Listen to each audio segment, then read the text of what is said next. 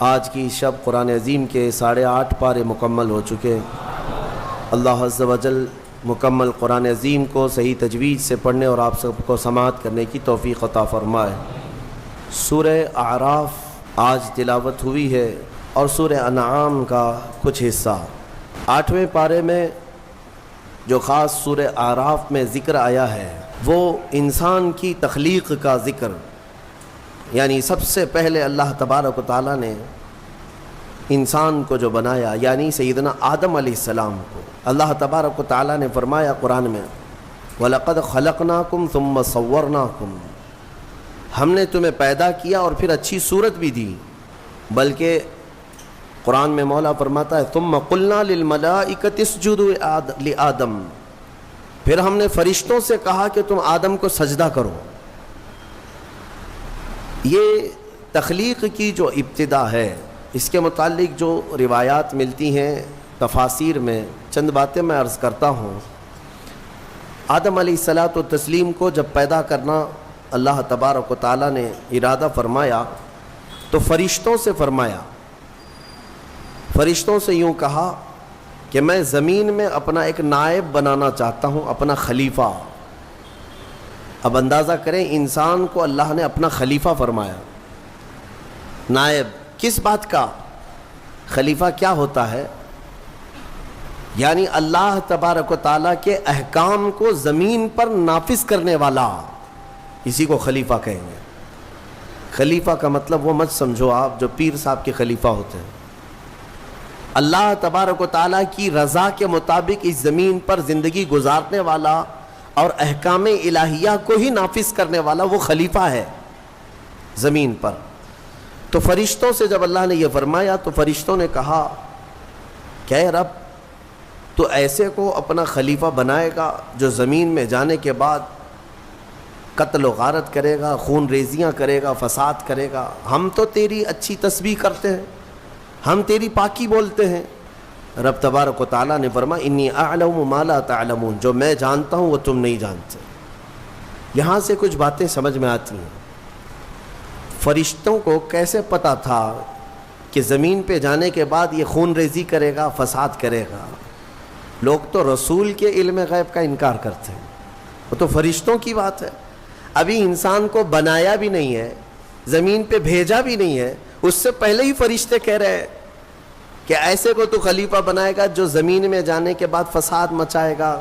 میرے عزیزو، فرشتوں نے جنات کے حالات کو دیکھا تھا۔ پہلے جنات بنائے گئے تھے، زمین پر بھیجے گئے تھے، انہوں نے خوب فساد مچایا، یہاں خوب قتل خون ریزیاں کیں، پھر زمین سے انہیں جزیروں کی طرف بھگایا گیا۔ تو تفسیر میں کہا گیا ان واقعات کو دیکھ کر شاید فرشتوں نے عرض کیا ہو، اور بعض نے فرمایا اتنا غیب کا علم تو اللہ نے فرشتوں کو بھی دیا کہ انسان کی وہ فطرت سے واقف تھے، اس لیے انہوں نے یوں کہا۔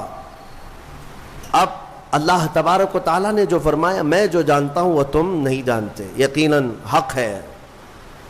پھر آدم علیہ السلام کو بنانے کا کام شروع ہوا۔ کیسے؟ فرمایا گیا زمین کی مختلف جگہوں کی مٹی اٹھانے کا حکم دیا گیا۔ زمین کی الگ الگ جگہ کی مٹی اٹھا لائیں۔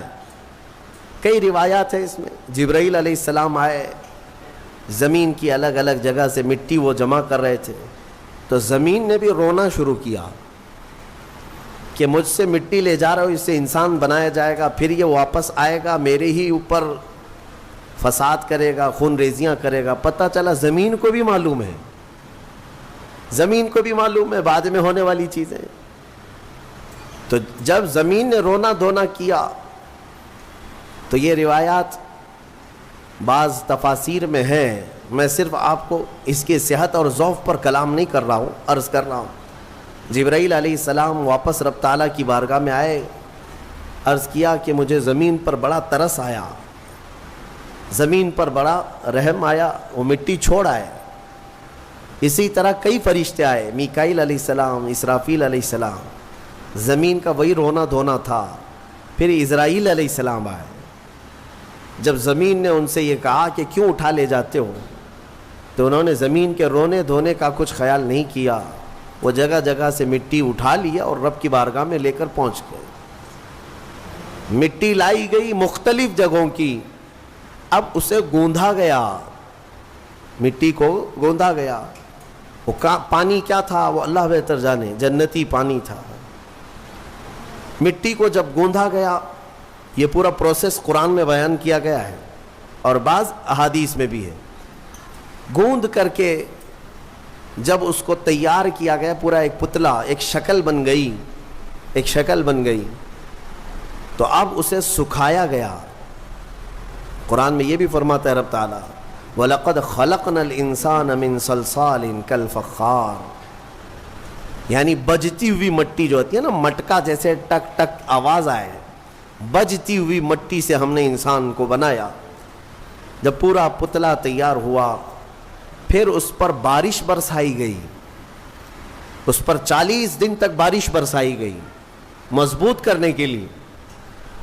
اب اس پتلے پر جو بارش برسی اس کے بارے میں بزرگوں نے فرمایا 40 دن کی بارش میں 39 دن تک غم کی بارش ہوئی، ایک دن خوشی کی بارش ہوئی۔ اس لیے انسان کی زندگی میں غم زیادہ ہے، خوشیاں کم ہیں۔ تو یہ 40 دن کی بارش کے بعد اب جب اس پوری شکل کو اللہ تبارک و تعالیٰ نے ترتیب دیا۔ ہاں ایک بات یہ بھی میں بتا دوں، اللہ تبارک و تعالیٰ قادر مطلق مسبب الاسباب، جب وہ دنیا کی تخلیق پر آئے تو کن کہے تو سب ہو جائے، کن فیکون۔ قرآن میں وہ رب تعالیٰ فرماتا ہے ہو جا تو سب ہو جاتے ہیں، ہو جا۔ زمین کو اس نے کہا ہو جا تو زمین بچھ گئی، ایسا نہیں کہ الگ الگ بیٹ ڈالا گیا ہو کہیں سے۔ رب تبارک و تعالیٰ وہ قادر مطلق ہے، کن سے ساری چیزوں کو وجود میں لے آئے۔ لیکن انسان کو جو بنایا گیا، یہاں پر بھی ہو سکتا ہے کہہ دیا جائے ہو جا تو ہو جاتا، تیار ہو جاتا، لیکن باضابطہ ایک پروسیس سے اسے گزارا گیا ہے، یہ اس کی شان کے لیے۔ اچھا یہ تو مجھے نہیں معلوم، ہاتھ بنائے گئے، پیر بنائے گئے، پیٹ بنایا گیا، گردن بنائی گئی، سب کچھ تو شکل دی گئی ہے نا، فرشتوں کے ذریعے سے دی گئی ہے۔ لیکن فرمایا گیا انسان کے چہرے کو اللہ نے اپنے دست قدرت سے بنایا، اسی لیے چہرے کو عیب مت لگاؤ کسی، یہ اللہ کی تخلیق ہے، اللہ کی تخلیق ہے۔ تم گالیاں دینے میں ایسے ہی کہہ دیتے ہو کہ ٹیڑھے چہرے والا، ہاں نکٹا، کنکٹا، یہ سب الفاظ ایسے ہیں جو اللہ کی تخلیق کو تم گالی دے رہے ہو۔ چہرے کو عیب لگانا اللہ کو ہرگز پسند نہیں، اللہ کی تخلیق ہے۔ اور یہ مختلف جو رنگوں کے لوگ پیدا ہوئے یہ مٹی کی وجہ سے ہے۔ زمین کی مٹی کہیں کی لال ہے، کہیں کی کالی ہے، کہیں کی پیلی ہے، کہیں کی سفید ہے۔ تو جس کے خمیر میں یعنی جس طرح کی مٹی زیادہ اثر کر گئی وہ رنگ وہ لے کر کے آتا ہے۔ انسانوں میں بھی کچھ کالے ہیں، کچھ گورے ہیں، کچھ لال ہیں، کچھ سانولے ہیں، الگ الگ شکلیں ہیں، اور الگ الگ یہ رنگ جو ہے یہ مٹی کی وجہ سے ہے۔ مٹی کی خاصیت جس پر جیسی ہوگی اس طرح کا وہ رنگ لے آئے گا۔ ہاں اسی لیے اس پر صبر بھی کر لے جاؤ جو رنگ تمہارے پاس ہے کہ یہ ہماری خمیر میں ہے، اس بات پر راضی ہو جاؤ کہ میرے مولا کی تخلیق ہے یہ، اور اس نے جیسا پسند کیا ویسے مجھے بنایا، بس اس بات پر صبر آ جائے گا۔ کوئی بھی اپنا چہرہ آئینے میں دیکھے تو دعا بھی میرے آقا نے کیا سکھائی پتہ ہے؟ دعا بھی چاہے کالے آدمی ہو، گورے آدمی ہو، کسی بھی طرح کے ہو، ایک ہی دعا حضور نے تعلیم دی، ایک ہی دعا۔ آئینہ دیکھو تو یہ دعا پڑھو، اللہم حسنت خلقی فحسن خلقی، اے اللہ تو نے میرا چہرہ کتنا اچھا بنایا ہے، مولا اسی طرح میرے اخلاق بھی اچھے بنا تھے۔ یہ دعا حضور نے فرمائی۔ تو کیا کالا آدمی یہ دیکھ کر کے دعا نہیں کرے گا؟ سانولا نہیں دعا کرے گا؟ ہر آدمی یہی دعا کرے گا کہ اے اللہ تو نے میرا چہرہ کتنا اچھا بنایا، کتنا اچھا بنایا۔ ہاں دعا یہی کیا کرو کہ اللہ نے سب کے چہرے اچھے بنائے، تمہیں اندازہ نہیں ہے۔ اور چہرے کو عیب لگانا اتنا گناہ ہے۔ میں آپ کو بتاؤں، آپ کی کیفیت جو ہے نا، آپ کی کیفیت، آپ اتنے خوبصورت ہیں، اتنے خوبصورت ہیں جس کا آپ کو خود کو اندازہ نہیں ہے۔ خلیفہ ہارون رشید نے اپنی بیوی سے ایک دن رات میں 14ویں کا چاند چمک رہا تھا، باہر یہ لوگ رات میں سوئے ہوئے تھے، بادشاہوں کو ایسی کبھی نہ کبھی شرارت سوچتی ہے، کہہ دیا کہ بیگم اگر تو یہ 14ویں کے چاند سے زیادہ خوبصورت نہیں نکلی تو تجھے طلاق. اگر بیوی اس سے زیادہ خوبصورت نہیں نکلی تو تجھے طلاق. آپ یہ جملہ نہ کہیں. وہ خلیفہ تھا, وہ بادشاہ تھا, اس نے کہا. اب طلاق کا لفظ یہ معمولی نہیں, یہ گالی نہیں ہے, یہ گولی ہے. ہاں بعض لوگ یہ سمجھتے ہیں گالی دینے کے لیے بیوی کو طلاق کہا ہے. میاں گالی نہیں ہے, یہ رشتے ختم ہو جاتے ہیں. دوسرے دن یہ مسئلہ اٹھا, ملکہ نے, بیگم نے مسئلہ رکھا کہ آخر میری طلاق ہوئی یا پھر میں نکاح میں ہوں. یہ کیسے پتا چلے گا کہ میں چاند سے زیادہ خوبصورت ہوں کہ نہیں؟ یہ کون بتائے گا؟ تو بہت سارے علماء اس بحث میں مشغول ہو گئے. سبوں کو عاجزی آ گئی. بڑے فقیہ تھے اس زمانے میں, ایک بہت بڑے فقیہ. ان کے پاس جب یہ مسئلہ پہنچا, غالباً امام شافعی رحمۃ اللہ, تو ان کے پاس یہ مسئلہ پہنچا. انہوں نے پوچھا کہ کیا مسئلہ ہے؟ کہا کہ ایسے ایسے خلیفہ ہارون رشید نے کہا ہے. تو انہوں نے پورا مسئلہ سننے کے بعد کہا جاؤ طلاق نہیں ہوئی. کہا وہ کیسے؟ کہا اس لیے کہ زبیدہ ہی نہیں, بہت سارے لوگ چاند سے زیادہ خوبصورت ہیں. کیوں؟ کہا قرآن میں اللہ نے فرمایا لقد خلقنا الانسان فی احسن تقویم, ہم نے انسان کو سب سے اعلیٰ صورت میں پیدا کیا ہے. سب سے اعلیٰ کا مطلب وہ چاند سے بھی اعلیٰ, چاند سے بھی حسین پیدا کیا ہے. تو ہر انسان کو اللہ تعالیٰ نے چاند سے بھی زیادہ اعلیٰ صورت عطا کیا ہے. لہذا چہروں کو عیب لگانا چھوڑ دو اور اللہ تبارک و تعالیٰ کی رضا پر راضی رہو. اب آگے کی بات سنیں.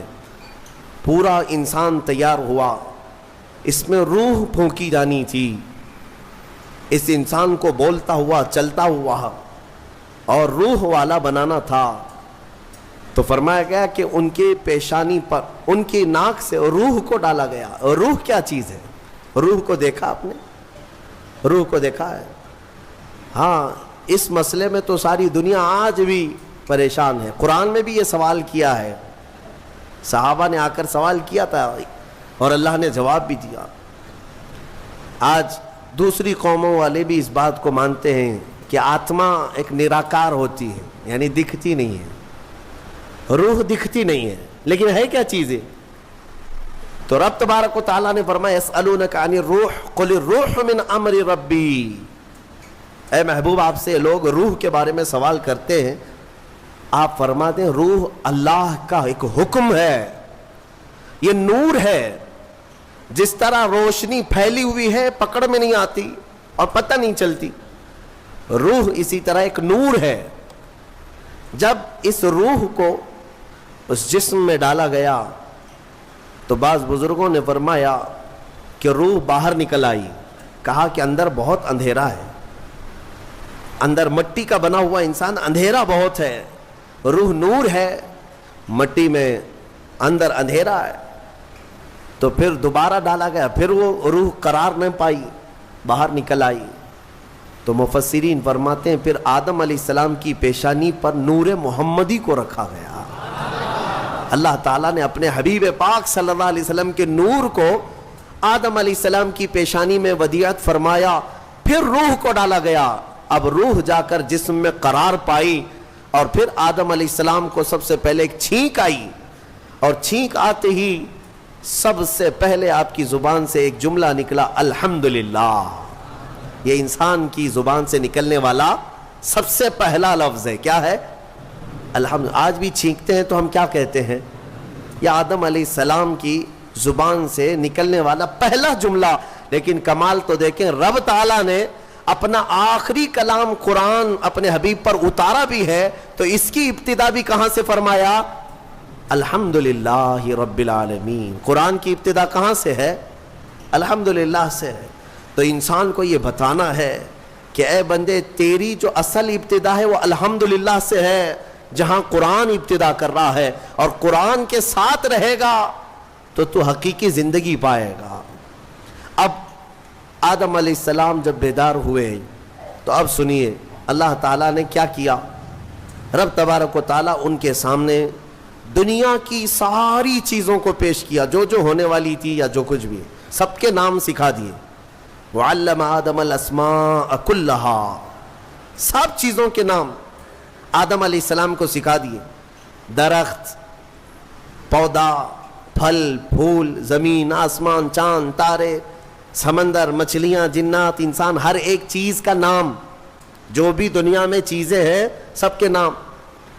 اب مسئلہ یہ تھا کہ فرشتے جو پوچھ رہے تھے نا ایسے کو کیوں خلیفہ بنائے گا، اب فرشتوں کو اللہ نے بلایا، آؤ، پھر یہ دنیا کی چیزوں کو فرشتوں کے سامنے پیش کیا گیا، بتاؤ اس کا نام کیا ہے، اس کا نام کیا ہے، نئی نئی چیزیں فرشتوں کے سامنے پیش کی گئیں، تو فرشتے کہنے لگے قالوا لا علم لنا الا ما علمتنا، مولا ہم کو تو اتنا ہی معلوم جتنا تو نے سکھایا، یہ سب چیزوں کا تو علم نہیں ہے، ہمیں پتہ نہیں ہے۔ تو پھر آدم علیہ السلام سے کہا گیا آدم تم بتاؤ، انبئہم باسمائہم، آدم ان کو یہ سب چیزوں کے نام بتاؤ۔ آدم علیہ السلام نے ناموں کی ابتدا جو کی، حدیث میں ہے، موجود ہے تفسیر میں، ساری دنیا کی چیزوں کے نام آدم علیہ السلام نے فرشتوں کے سامنے بتا دیے۔ جب ساری چیزوں کے نام بتا دیے تب فرشتوں کو حکم ہوا اب آدم کو سجدہ کرو۔ آدم علیہ السلام کے سامنے سارے فرشتے جھک گئے، سجدے میں چلے گئے۔ لیکن ایک بات بتا دوں، یہ سجدہ تعظیم کا تھا، عبادت کا نہیں۔ عبادت کا سجدہ کس کے لیے ہے؟ صرف اللہ کے لیے۔ سنی جانتے ہیں الحمدللہ اللہ کے علاوہ کسی کو سجدہ جائز ہے؟ نہیں جائز، صرف سجدہ اللہ کا ہے۔ لیکن آدم علیہ السلام کو جو سجدہ کرایا گیا تھا وہ تعظیم کا سجدہ تھا۔ اب حکم جو ہوا ہے وہی قرآن میں آج ہم نے پڑھا ہے۔ اللہ نے فرمایا سب کے سب سجدہ کرو، سب سجدے میں چلے گئے۔ پتہ ہے ایک تھا ابلیس جو غرور کی وجہ سے سجدہ نہیں کیا، کھڑا رہا۔ ابلیس کون ہے؟ یہ شیطان جس کا نام عزازیل، یہ کون ہے؟ فرشتوں کو تعلیم دینے کے لیے اس کو مامور کیا گیا تھا، اس کو معلم الملائکہ کہتے ہیں۔ بعضوں نے اس کو فرشتوں میں شمار کیا، لیکن مفسرین کی اکثر رائے یہ ہے کہ وہ جنات میں سے تھا۔ ابلیس کس میں سے تھا؟ جنات میں سے تھا، لیکن فرشتوں کے ساتھ رہتا تھا اس لیے حکم اسے بھی تھا۔ حالانکہ وہ اللہ کی بہت عبادت کیا ہے، بہت عبادت، اتنی عبادت کیا ہے کہ اس کے سجدے اگر زمین پر پھیلا دیے جائیں تو ایک رائی کے دانے کے برابر بھی جگہ خالی نہیں ہوگی، اتنے سجدے اللہ کے کر چکا، لیکن اس وقت سجدہ نہیں کیا۔ تو رب تعالیٰ نے سوال فرمایا قال ما منعک الا تسجد اذ امرتک، تو سجدہ کیوں نہیں کیا جبکہ میں نے تجھے حکم دیا تھا؟ قال انا خیر منہ، کہنے لگا اے مولا میں اس سے بہتر ہوں، آدم سے میں بہتر ہوں۔ خلقتنی من نار وخلقتہ من طین، تو نے مجھے آگ سے بنایا ہے اور اسے مٹی سے بنایا ہے۔ آگ بلند رہتی ہے، مٹی نیچے رہتی ہے، بلند آدمی نیچے والے کو سجدہ کیسے کرے؟ ہاں یہی غرور ہے۔ اب اس سے پتہ چلا کہ کائنات کا سب سے پہلا گناہ وہ تکبر ہے، غرور، گھمنڈ، میں پن، کہ میں یہ ہوں اس کے سامنے کیوں جھکوں۔ یہ ابلیس کی یہیں سے خصلت شروع ہوئی۔ اللہ تعالیٰ نے فرمایا تو نے آدم کو دیکھا لیکن یہ نہیں دیکھا کہ حکم میرا تھا، حکم اللہ کا تھا۔ فاخرج منہا فإنک رجیم، آج سے تو ہمارے دربار سے نکل جا اس لیے کہ تو مردود ہو گیا۔ تو ابلیس نے کہا اے اللہ تو نے مجھے نکال دیا اپنے دربار سے، فرشتوں کی جماعت سے، انظرنی الی یوم یبعثون، بس مجھے قیامت تک کی مہلت دے دے بس۔ اور رب تعالیٰ سے ڈائریکٹ چیلنج کر رہا ہے، اللہ سے چیلنج کر رہا ہے، مجھے تو ٹائم دے دے بس۔ کیا کرے گا؟ کہتا ہے قال رب بما اغویتنی لاقعدن لهم صراطک المستقیم، بس تو مجھے ٹائم دے دے، قیامت تک تیرے جتنے بندے آئیں گے میں سیدھے راستے پر بیٹھ جاؤں گا۔ کہتا ہے میں تیرے سیدھے راستے پر بیٹھوں گا، جو بھی اس راستے سے گزرے گا کبھی میں اس کے سامنے سے آؤں گا، کبھی پیچھے سے، کبھی دائیں سے، کبھی بائیں سے، کسی نہ کسی طرح اس کو اس راستے سے میں ہٹا دوں گا۔ اے رب تیرے بندوں میں تو شکر کرنے والے نہیں پائے گا۔ اللہ کو یہ چیلنج کر رہا ہے۔ دوسری آیتوں میں یہ تک کہا اس نے قال فبعزتک لأغوینہم اجمعین، تیری عزت کی قسم اے اللہ. عزت اس کو بھی معلوم ہے اللہ تعالیٰ، اور قسم بھی اللہ کی عزت کی کھا کر کہہ رہا تیری عزت کی قسم میں تیرے سارے بندوں کو گمراہ کروں گا، سارے بندوں کو گمراہ کروں گا. رب تعالیٰ سے چیلنج کیا. رب نے فرمایا قال انک من المنظرین، جا تجھے ٹائم دیا جاتا ہے، مہلت ہے تجھے، جتنا ٹائم چاہیے پورا لے لے. ٹائم ہی نہیں، طاقت بھی دے دی گئی، قوت بھی دے دی گئی. دنیا میں جتنی تیزی سے ایک جگہ سے دوسری جگہ جانا ہے سب تجھے دے دیا گیا، جا بہکا لے. کتنوں کو بہکاتا ہے. ان عبادی لیس لک علیہم سلطان، اللہ فرماتا ہے تو پوری کوشش کر لے، میرے کچھ بندے ایسے ہوں گے جن پر تیرا داؤ نہیں چلے گا، نہیں چلے گا، تیرا داؤ نہیں چلے گا. رب تعالیٰ نے بھی فرمایا تو پوری کوشش کر لے لیکن تیرا داؤ میرے کچھ بندوں پر نہیں چلے گا. وہ کون سے بندے ہیں؟ ان بندوں کے بارے میں ابلیس بھی مان گیا، شیطان بھی مانا، کہنے لگا ہاں ہاں ہے تیرے کچھ بندے. وہ کون ہیں؟ الا عبادک منہم المخلصین، یہ وہ بندے، ہاں مولا تیرے کچھ بندے ایسے ہوں گے جن پر میرا داؤ نہیں چلے گا. وہ کون ہے؟ وہ بندوں کی جماعت کو مخلصین کی جماعت کہا جاتا ہے کہ وہ اگر عبادت کرتے ہیں تو نہ ادھر دیکھتے نہ ادھر دیکھتے ہیں، وہ خالص تیری رضا کے لیے کرتے ہیں. تو جو لوگ دنیا میں صرف اور صرف اللہ کی رضا کے لیے نیک کام کرتے ہیں، یقین کے ساتھ میں کہتا ہوں ان پر شیطان کا داؤ بھی نہیں چلے گا. یہاں پر ایک روایت ملتی ہے قیامت کے دن جنتیوں کا جب انصاف ہو جائے گا نا، پورے جنتی ایک طرف ہوں گے، ان جنتیوں میں بھی 3 کیٹیگری ہیں، جنتیوں میں بھی 3 جماعتیں ہیں. ایک جماعت اللہ نے ان سے فرمایا کہ اے بندو تمہاری بخشش ہو گئی، تمہارے لیے جنت کا پروانہ ملا، تم جنت جا رہے ہو. یہ بتاؤ تم جنتی عمل کیوں کرتے تھے دنیا میں؟ تم نیک کام کیوں کرتے تھے؟ آج جنت تمہارے لیے ہو گئی نا، پاس ہو گئے. پاس ہونے کے بعد پوچھا جا رہا ہے تو وہ جماعت کہتی ہے اے مولا ہمیں تیری دوزخ سے بہت ڈر لگتا تھا، بہت ڈر لگتا تھا، اس کے ہولناک عذابات، اور تیری دوزخ سے ڈر کر کے ہم نیک کام کرتے تھے. اللہ فرماتا ہے ٹھیک ہے میں تم سے راضی ہو گیا، تم جنت میں جاؤ. دوسری جماعت، ان سے پوچھا جائے گا تم کیوں کرتے تھے؟ یہ سیکنڈ کیٹیگری ہے جنتیوں کی. ہاں تم کیوں نیک کام کرتے تھے؟ تم بھی پاس ہو گئے. وہ کہیں گے مولا قرآن میں اور حدیث میں تیرے رسول سے ہم نے جنت کی اتنی نعمتوں کا ذکر سنا تھا، وہاں کے محلات، وہاں کی خوشبوئیں، وہاں کی حوریں، وہاں کے غلمان، تو شوق تھا کہ جنت میں جائیں، اس لیے نیک کام کرتے تھے. تیری جنت کی خواہش نے ہم سے نیک کام کروائے. رب تعالیٰ فرماتا ہے جاؤ تم سے راضی اور تمہارے لیے جنت ہے، چلے جاؤ.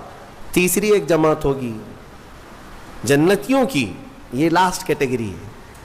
ان سے پوچھا جائے گا میاں آپ بھی پاس ہو گئے، جنت میں جا رہے ہو نیکیوں کی وجہ سے، تم کیوں نیکیاں کرتے تھے؟ وہ کہیں گے کہ مولا ہم نہ جنت کے لیے کرتے تھے نہ دوزخ کے لیے، ہم تو خالص تیری رضا کے لیے کرتے تھے، تو راضی ہو جا، بس ہمارا مقصد اتنا تھا. تو رب تعالیٰ فرمائے گا جاؤ میں تم سے راضی ہو گیا اور جنت میں جاؤ. وہ جماعت کھڑی ہو جائے گی نہیں نہیں نہیں جنت میں نہیں جانا ہے. اگر جنت میں جائیں گے تو پھر بدلہ ہو جائے گا، معاوضے کے طور پر ہو جائے گا.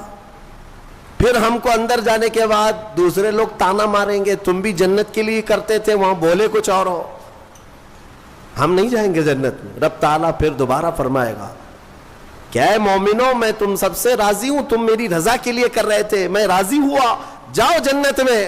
وہ کہیں گے مولا نہیں جنت میں جائیں گے تو پھر یہ مسئلہ آ جائے گا کہ تم جنت کے لیے کیا کرتے تھے، ہم تو تیری رضا کے لیے کرتے تھے. یہاں تک کہ روایت میں فرمایا گیا فرشتوں کو حکم ہوگا کہ ان کو بیڑیاں پہنا اور کھینچ کے جنت میں لے جاؤ. یہ مخلصین کی جماعت تھی، یہ لالچ میں عبادت نہیں کیے اور نہ ہی ڈر کر کے کیے، یہ خالص اللہ کی رضا کے لیے. اور اسی جماعت کے بارے میں شیطان بھی کہتا ہے ان پر میرا داؤ نہیں چل سکے گا، ان پر میرا حربہ نہیں چل سکے گا، اسی لیے میں مومنوں سے گزارش یہ کرتا ہوں کہ اعمال میں اخلاص پیدا کرو، اخلاص صرف اور صرف اللہ کے لیے، نہ کسی کو ڈر کر، نہ کسی کے لیے عبادتیں نہیں، اللہ کے لیے۔ تم اپنی آخرت کو سوچو۔ میں ایک بزرگ کے متعلق پڑھا تھا، 30 سال تک انہوں نے پہلی صف میں نماز ادا کی جماعت کے ساتھ، ایک نماز بھی نہیں چھوٹی، تکبیر اولیٰ بھی نہیں چھوٹی، 30 سال تک۔ 30 سال کے بعد ایک دن مغرب میں آئے تو ایک رکعت ہو گئی۔ 30 سال کے بعد ایسا موقع آیا، پیچھے رہ گئے۔ تو پھر جب آئے دیکھا کہ صفیں تو لگ گئی ہیں، پیچھے جگہ مل رہی تھی، تو انہوں نے شرم کے مارے، ڈر کے مارے، سب لوگ کیا کہیں گے، ابھی 30 سال سے جس کی جگہ پکی ہے آج تو ہے نہیں، چھوٹ گیا پیچھے، تو پیچھے سے ہی گھر چلے گئے۔ گھر میں جا کر نماز پڑھ لیا۔ عشاء میں اس ڈر سے نہیں آئے کہ سب لوگ سوال کریں گے مغرب میں کہاں تھے۔ تو اس زمانے میں ایک بڑے بزرگ تھے، انہوں نے پوچھ لیا کہ فلاں صاحب جو رہتے تھے پہلی صف میں، جن کا ریکارڈ تھا 30 سال کا، وہ کہاں ہیں؟ کہا کہ حضور پتہ نہیں، مغرب میں بھی نہیں آئے، عشاء میں بھی نہیں آئے۔ کہا کہ چلو دیکھ لیتے ہیں، کہیں بیمار تو نہیں ہو گئے، کچھ تو ہوا نہیں تکلیف۔ گئے تو گھر میں بیٹھے ہوئے تھے، پوچھا کہ کیا بات ہے، مغرب میں بھی نہیں، عشاء میں بھی نہیں؟ کہا مغرب میں آیا تھا لیکن ایک رکعت ہو گئی تھی، میں شرم کے مارے پہلی صف میں نہیں آیا، پہلی صف میں جگہ نہیں مل رہی تھی، شرم کے مارے میں پیچھے نہیں کھڑا ہوا کہ لوگ کیا کہیں گے، میں واپس گھر میں آ کر نماز پڑھ لیا۔ اس بزرگ نے ان سے کہا جو 30 سال کی عبادت کر چکے تھے، کہا کہ اے بندے، جا پچھلے 30 سال کی نمازوں کو پھر سے ریپیٹ کر لے، دوہرا لے، اس لیے کہ جو تو نے نمازیں پڑھی وہ صرف اسی نیت سے پڑھی کہ لوگ کیا کہیں گے، لوگ کیا کہیں گے۔ تجھے اس بات کا خیال نہیں ہے کہ تو عبادت اللہ کے لیے کرتا ہے، جا پچھلے 30 سال کی نمازیں اعادہ کر لے، پھر سے پلٹا لے۔ عزیزان گرامی، اخلاص ایک بڑی دولت ہے، اللہ تعالیٰ اپنے مخصوص بندوں کو عطا کرتا ہے۔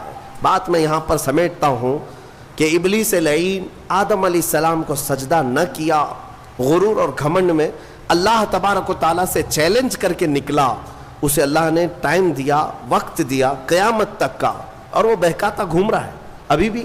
ہاں بس رمضان میں قید ہوا ہے، رمضان میں شیاطین کو قید کیا گیا، یہ حدیث پاک سے ثابت ہے۔ ابھی تو ہے نہیں، ہماری محفل میں بھی نہیں ہے، اور ابھی رمضان میں کہیں ہے نہیں، لیکن پھر بھی کچھ لوگ ابھی بھی روزہ چھوڑتے ہیں۔ یہ کون سے شیطان ہیں؟ نماز میں نہیں آتے، پھر یہ کون ہیں؟ ان کو کون سلاتا ہے؟ ان کو کون؟ شیطان کا کوئی خلیفہ ہے؟ شیطان کسی کو اپنی ڈیوٹی دے کر کے گیا ہے؟ یہاں پر نفس امارہ ہے، وہ ہر ایک کے اندر ہے، انشاءاللہ پھر آگے کبھی میں عرض کروں گا، وہ ہر انسان کے پاس ہے۔ جس نفس نے شیطان کو بھی گمراہ کیا تھا وہ نفس تو ہمارے پاس ہے۔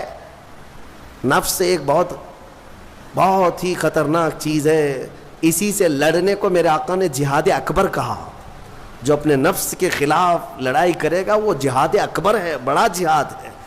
تو بہرحال آدم علیہ الصلاۃ والتسلیم کی پیدائش ہوئی اور آپ کو وہاں سے جنت میں رکھا گیا۔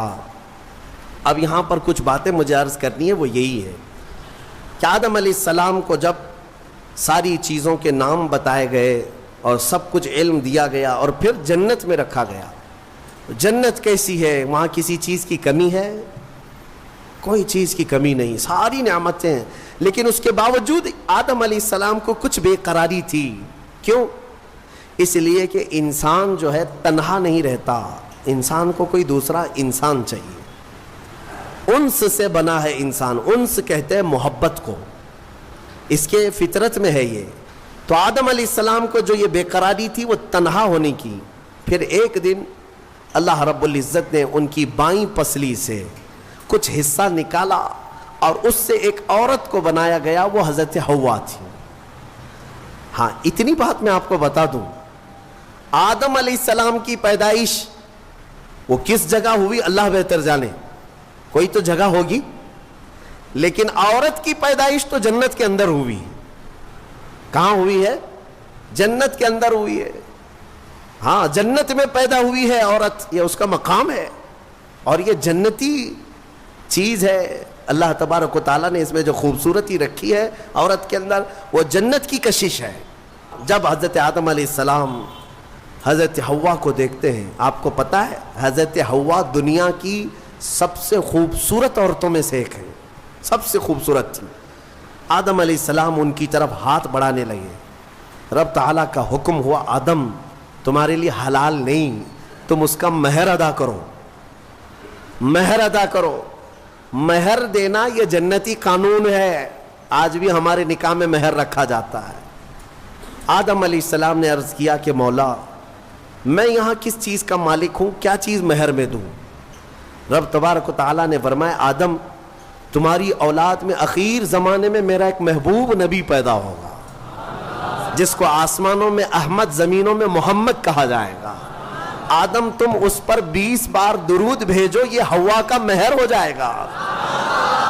شیخ عبدالحق محدث دہلوی رحمۃ اللہ علیہ نے بھی اس کو لکھا ہے، آپ اندازہ کرو ہماری ماں کا مہر درود پاک ہے، ہماری ماں ہمارے باپ کے لیے حلال ہوئی تو درود کے صدقے میں حلال ہوئی، اور جس کو درود سے چھڑ ہے اسے سوچنا چاہیے کہ حلال ہونے کا طریقہ آدم علیہ السلام کے لیے حضرت حوا درود رکھا گیا۔ درود کے منکر تو کہاں جائے گا کہ اپنے ماں باپ کے بارے میں شک کرے گا؟ آدم علیہ السلام اس کے بعد حضرت بی بی حوا کو چھوتے ہیں، دونوں مزے سے رہ رہے تھے۔ قرآن میں اللہ فرماتا یا آدم اسکن انت وزوجک الجنت فکلا منہا حیث شئتما، رب فرماتا ہے تم اور تمہاری بیوی جنت میں رہو، جو چاہے کھاتے رہو، جہاں سے من کرے کھاؤ، جنت میں گھومتے رہو پھرتے رہو، ساری چیزیں تمہارے لیے اب حلال ہیں۔ لیکن رب نے فرمایا تھا وَلَا تَقْرَبَ هَذِهِ الشَّجَرَةَ، ایک درخت ہے اس کے قریب مت جانا۔ اللہ کی طرف سے منع تھا، وہ درخت کے قریب جانے کی ممانعت آئی تھی، تو ہوا کیا؟ ابلیس لعین جو بارگاہ سے مردود ہو گیا تھا، اب اس کی ڈیوٹی ہو گئی تھی کہ آدم علیہ السلام کو بہکائیں۔ اس وقت تک وہ فرشتوں میں بھی جاتا آتا تھا، جنت کے دروازے تک بھی پہنچتا تھا۔ روایات یہ بتاتی ہیں کہ ایک دن جنت کے قریب وہ گیا، آدم علیہ السلام اور حضرت حوا کو بلایا، کہا کہ تمہیں پتہ ہے اس درخت کے قریب جانے سے کیوں منع کیا گیا ہے؟ آدم علیہ السلام نے پوچھا کیا بات ہے؟ کہا اس درخت میں ایک پھل ہے، اگر تم کھا لو گے نا الا ان تکونا ملکین او تکونا من الخالدین، تم یا تو فرشتے بن جاؤ گے یا ہمیشہ جنتی بن جاؤ گے۔ ہاں اگر کھا لیے تو ہمیشہ کا ہو جائے گا، پکے ہو جاؤ گے، اس لیے تمہیں روکا گیا ہے۔ آدم علیہ السلام اس کی باتوں میں نہیں آئے، لیکن اندر آنے کے بعد حضرت حوا بار بار کہنے لگیں آدم علیہ السلام سے کہ ایک بار پھل کھا کے تو دیکھتے ہیں، کھا کر کے تو دیکھتے ہیں۔ حضرت آدم علیہ السلام نے منع کیا، رب تبارک و تعالیٰ نے قریب جانے سے منع کیا ہے، وَلَا تَقْرَبَ هَذِهِ الشَّجَرَةَ۔ اب یہاں پر شیطان نے ایک لاجک سکھائی، منطق، ہاں قریب جانے سے منع کیا نا، درخت کا پھل کھانے سے تھوڑی نا منع کیا۔ تو حضرت بی بی حوا نے پھل توڑ کر کے آدم علیہ السلام کو بھی پیش کیا، خود بھی کھائیں۔ جیسے ہی ان دونوں نے کھائے، قرآن میں اللہ فرماتا ہے دونوں کے کپڑے اتر گئے، لباس اتار لیا گیا، پورا کا پورا لباس اتار لیا گیا۔ جنت کے کچھ درختوں کے پتوں سے انہوں نے اپنا جسم چھپایا، پھر فوراً حکم آیا اللہ کا، قال اہبطوا، اتر جاؤ تم سب کے سب، تم سب اتر جاؤ جنت سے، زمین پر جاؤ، اس لیے کہ اللہ تعالیٰ نے جس چیز سے روکا تھا تم نے وہ کھا لیا۔ آدم علیہ السلام کو بھی اتارا گیا، بی بی حوا کو بھی اتارا گیا، جنت میں اور جنہوں نے ان کا تعاون کیا تھا سب کو اتارا گیا، زمین پر بھیج دیا گیا، اور پھر الگ الگ آدم علیہ السلام کو سرندیپ پہاڑ پر جو سری لنکا میں ہے آج، حضرت حوا کو جدہ میں سعودی عرب میں، اتنا لمبا فاصلہ، اور پوری بھری دنیا میں دو ہی لوگ ہیں اور ایک ادھر ایک ادھر۔ رب تبارک و تعالیٰ نے اتارا اور پھر یہ فرمائے ایک مدت تک تم کو زمین میں ٹھہرنا ہے اور پھر میری طرف لوٹ کر کے آنا ہے۔ آدم علیہ السلام اس بات پر روتے رہے، بہت روئے، تقریباً 350 سال روئے۔ سب سے زیادہ رونے والوں میں آدم علیہ السلام کا نام آتا ہے۔ پھر ایک دن ایسا ہوا کہ آدم علیہ السلام نے اللہ تعالیٰ کی بارگاہ میں یوں عرض کیا کہ جب میری آنکھ کھلی تھی، سب سے پہلے حضرت آدم علیہ السلام کی روح ڈالی گئی، آنکھ کھلی تھی، تو سب سے پہلے آدم علیہ السلام کی نظر جس چیز پہ پڑی تھی وہ لا الہ الا اللہ محمد الرسول اللہ۔ اللہ تعالیٰ نے اپنے نام کے ساتھ ایک اور نام رکھا تھا۔ آدم علیہ السلام نے اللہ کی بارگاہ میں یوں عرض کیا کہ مولا، جس کا نام تو اپنے نام کے ساتھ آسمانوں میں رکھا، اس کے طفیل میری توبہ قبول فرما۔